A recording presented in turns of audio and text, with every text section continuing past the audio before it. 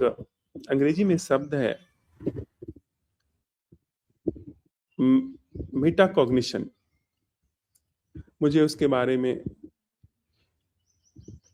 बताया गया कि न्यूरोसाइंस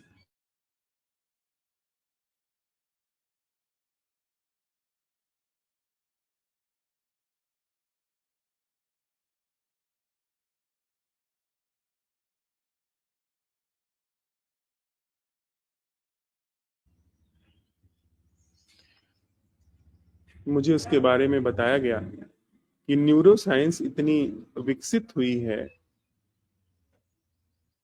न्यूरोसाइंस इस बिंदु तक पहुंची है कि उसने इस चीज को भी देखना शुरू किया कि जब थिंकिंग को भी, इमोशंस को भी, विचार को भी जब देखा जाए और वह क्षमता हमारे मस्तिष्क में है कि हम अपने विचार को भी देख सकते हैं। मस्तिष्क अपनी कार्य प्रणाली को भी देख सकता है। मेटाकॉग्निज्म ये कंप्यूटर से आया हुआ शब्द है। 1970 में इसका थोड़ा मनुष्य पर भी प्रयोग हुआ, लेकिन अभी उसमें काफी एडवांस तरीके के शोध हुए हैं। तो वे इस निष्कर्ष में पहुंचे हैं कि जीनियस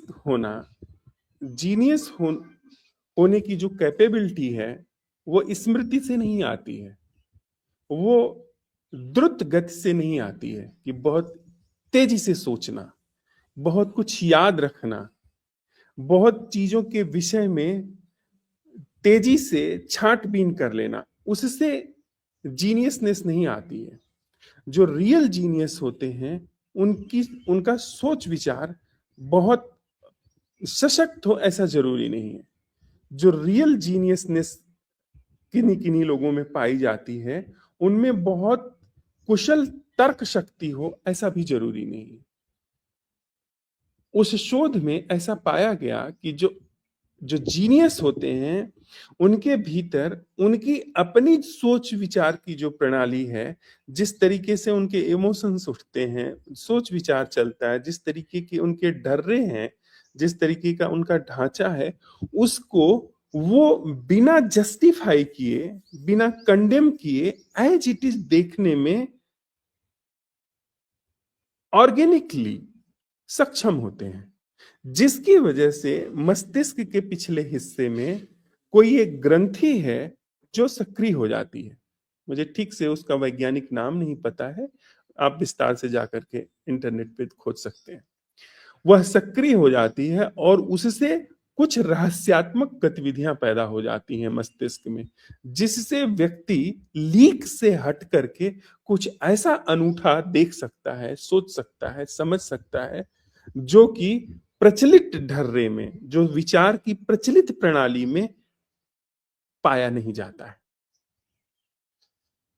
मतलब ऐसा व्यक्ति बिल्कुल अलग तरीके से किसी चीज को देख सकता है जो कि सामान्य तौर पर नहीं देखा जा सकता। अब यह चीज जो विज्ञान अभी देख रहा है, खोज रहा है, यह ऋषि बहुत पहले से कहता आया है।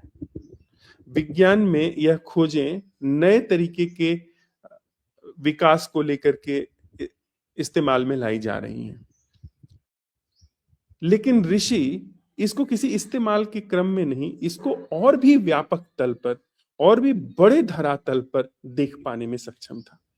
जैसे जब आप इस निष्कर्ष पर आ रहे हैं तो यह निष्कर्ष भी मस्तिष्क ले रहा है कि थिंकिंग की प्रक्रिया को भी देखा जा सकता है, या थिंकिंग की भी रीथिंकिंग की जा सकती है, थिंकिंग की भी क्वेश्चनिंग की जा सकती है, अपने पैटर्न और अपने ढर्रे ढांचे की भी क्वेश्चनिंग की जा सकती है कि इसके पहले मैं झट से किसी को रिस्पॉन्स करूं अपने इमोशंस के अनुसार, अपने पिटे पिटाए रटे रटाए ढर्रे के अनुसार, मैं देखूं कि मुझे ऐसा क्यों हो रहा है, जो प्रायः मनस्विद इस्तेमाल में लाते हैं। लेकिन जो पूरब की ध्यान को लेकर के समझ रही है, वह किसी भी तरीके के विश्लेषण तक को स्पर्श नहीं करती। यानी देखना मात्र, सिवाय देखने के और कुछ नहीं। देखने से क्या घट रहा है उसका कोई लेखा जोखा नहीं। इसका मतलब यह जो थोड़ी थोड़ी जगह पता चल रही है, जो थोड़ा सा एहसास हो रहा है, जिसके आधार पर न्यूरोसिस कह रही है कि इससे जीनियसनेस पैदा होती है, यह जीनियसनेस की जो मुझे हो सकता है मैं गलत शब्द इस्तेमाल कर रहा हूं अंग्रेजी का, जीनियस जिसे जीनियस होने की प्रक्रिया कहते हैं, उस जीनियस होने की प्रक्रिया का एक अनंत वर्जन, एक अंतहीन वर्जन स्पर्श किया जा सकता है मनुष्य की चेतना के द्वारा। जीनियस किन्हीं किन्हीं क्षेत्रों में जीनियस होता है।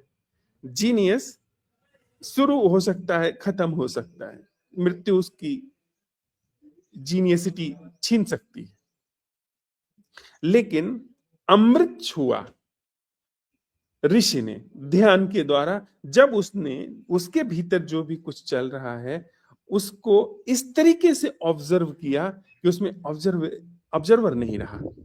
यानी कोई भी विश्लेषण किए बिना देखा गया, कोई भी लेखा जोखा रखे बिना जो तथ्य है उसको सतत देखा गया।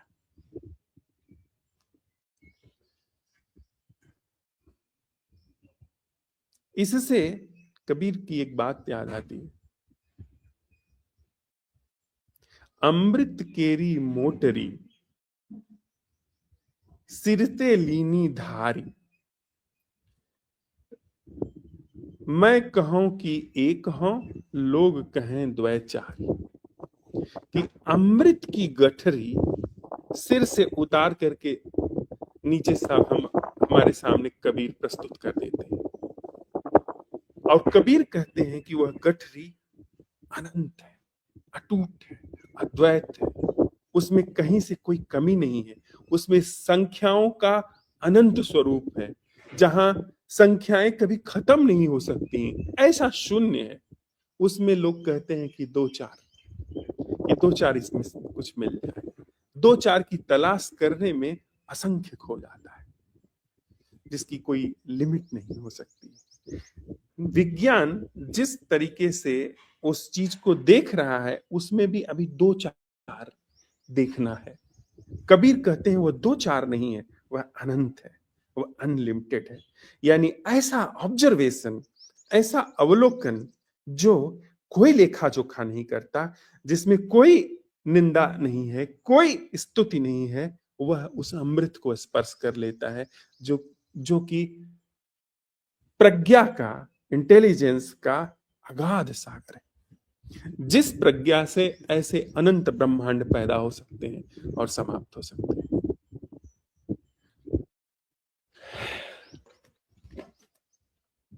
ये कोई गप नहीं है, आप चाहे तो मान सकते हैं, पर ये गप नहीं है।